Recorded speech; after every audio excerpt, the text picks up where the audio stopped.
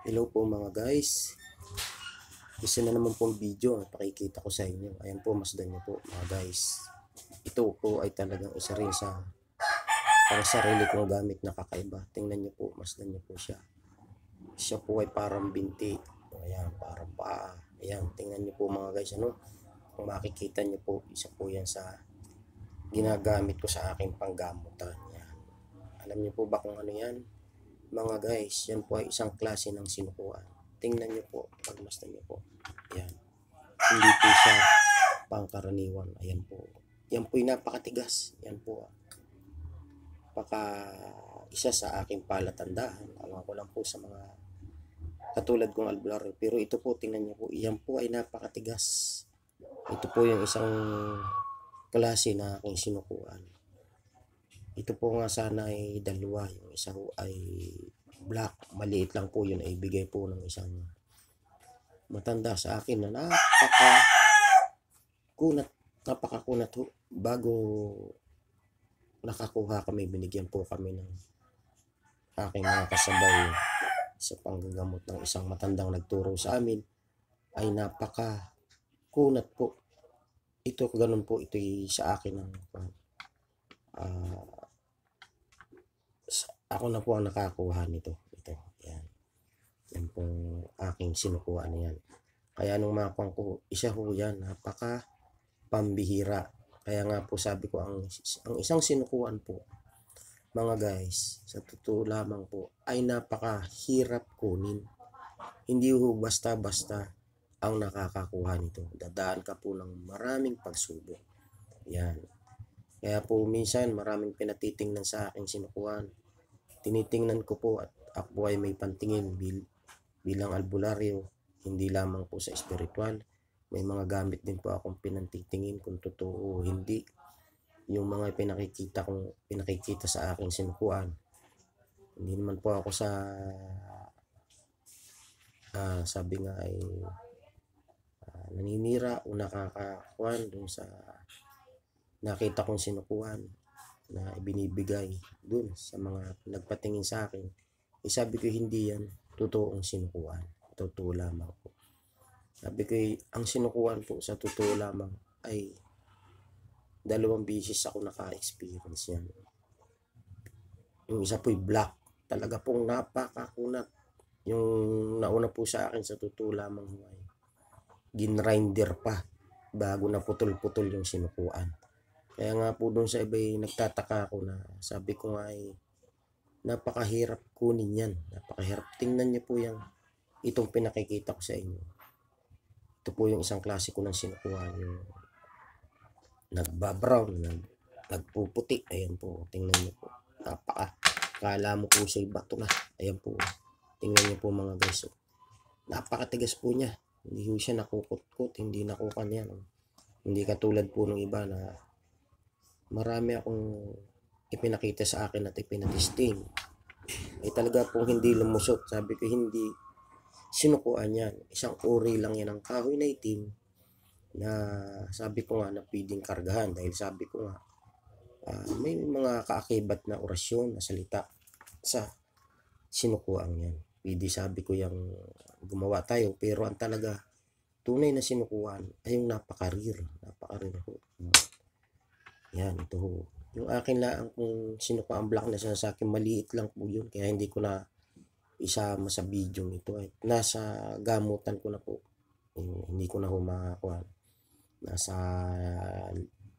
langis o dun sa oil na pinangihilot ko. Yan po yun. Nandun nakalagay yung aking sinukuan. Pero ito po, ito yung isang uri ng sinukuan ko. Yan po. Tingnan nyo po. Kakaiba, di po ba? Napakakunat po.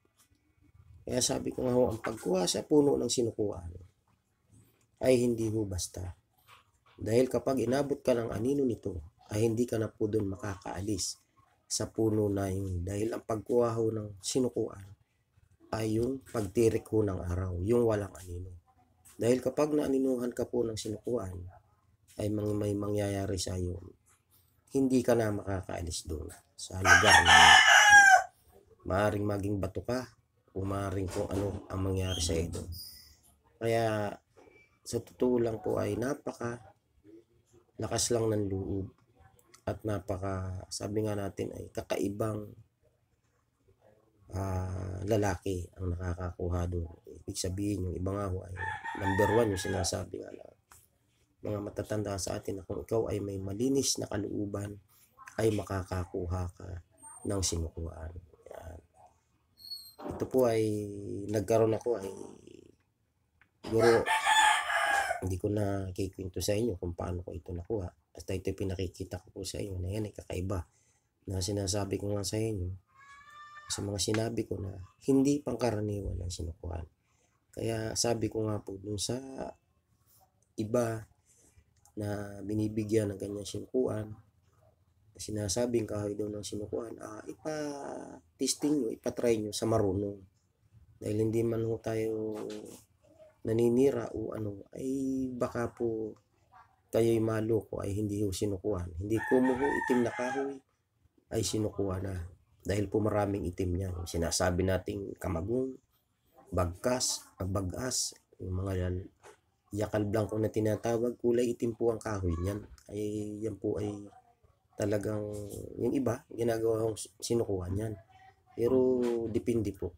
Doon sa marunong pong magkarga talaga ay nagagawa no yung paraan yan. Yan. Pero talaga po ang tunay na sinukuan, iski po tayo ay sabi nga ay ito nga isang albularyo din. Talagang sa experience ko po doon sa mga matatanda na nagbigay sa akin ng sinukuan ay talaga pong napaka rare dahil po talagang yan po ay hinati-hati namin ay talaga pong yung aking mga kasamahan ay gumamit pa yung tropa. Gumamit pa ho ng grinder. Talagang hindi talban yung sinukuha ng basta. Kaya ho ang pinagputol-putol ho ng tropa ay grinder.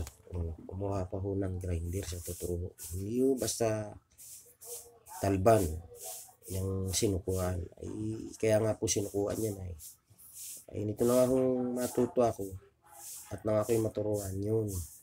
May pamamaraan kung paano siya putulin, kung paano siya sabi nga gawin. Ito po talaga ay napakagaling ang sinukuhan dahil ito po maski hindi mo nasilbihan nga tulad nga ng ibang sinasabi ng ibang albularyo, napakagaling pangontra, napakagaling panggamutan sa katawan. Kaya nga lang po ay di sabi nga po ay gamitin natin sa tama. Gamitin natin sa Panginoon at ang Panginoon Diyos pa rin, Panginoong Jesucristo. Yan po rin ang makapangyarihan. Palagi po tayong mananalangin sa Kanya para po tayo permin niyang nagagabayan. Lagi po nating pakakatandaan yan. Yan. Kaya ito pinakikita ko po sa inyo. Isang uri ito ng sinukuan. Ayan po. Yan. Kung nagbabrown po siya, na nagpuputi, ayan po, siya po isang yan oo. Na napakakunat po mga guys. Ayan, tingnan niyo po. Kurting pa, kurting binti. Ano po? Ayan o mga guys. Ayan. Pagmasdan niyo po. Ayan. Napakaganda. Ayan. Yan po ay gamit-gamit ko. Nanggagamot po ako. Sagsagang panggagamot ko. Ayan, gamit ko po. Gamit ko po yan. Tulad nga po ng mga mapapaanoid nyo sa mga ibinidyo ko. Ayan. Isa ho yan. Kaya nga sabi ko nga ay utay-utay nyo pong makikita ang aking mga gamit at ipakikita ko po sa inyo yan mga guys. Ayan ho. Para kung kayo maka-encounter ng ganito at makakita. Yan po hindi pangkaraniwan. Isa po ang sinukuan. Ang palatandaan nga po tulad ng sinabi ko sa inyo, napakakunat po ng sinukuan. Hindi ho pangkaraniwan. Yan ang tandaan nyo po. Dahil sabi ko nga po sa inyo, ilang bisis na ako naka-encounter niyan. At tulad nga po ng mga sinasabi ko, hindi pa ako manggagamot, ay talagang tropa. Gumamit kami ng grinder. Maputo lamang yung sinukuan. At yun po ay bigay ng isang matanda na albularyo. Napaka galing din po niyang manggamot. Yan. Isa po yan sa nagturo sa akin. Yan mga guys. Kaya sa ngayon nga po, nagpapasalamat ako dun sa mga albularyong nagturo sa akin dahil ako po ang natuto. Yan. At sa ngayon po ay isa na rin po ako sa nakakatulong mga guys. Yan. Nagagamot po ako ng hindi po tayo tumatanggap na o naniningil ng anuman. Ang akin po ay isang loob lang po nung nagpapagamot. Yun po ang aking sabi ko nga po sa mga ginagamot ko. Hindi ako katulad ng iba. Katulad nga po ng sinasabi ko, hindi ko naman sa nilalat ng mga albularyo ay piliin nyo po talaga yung may malinis na kaisipan, may malinis na puso, na pagtulong po ang kanyang layunin sa panggagamot. Yun po mga guys, hanggang sa muli po, panoorin niyo po ang aking mga susunod na video at makikita niyo po ang kakaiba kong gamit. Yun lamang po mga guys. Salamat po.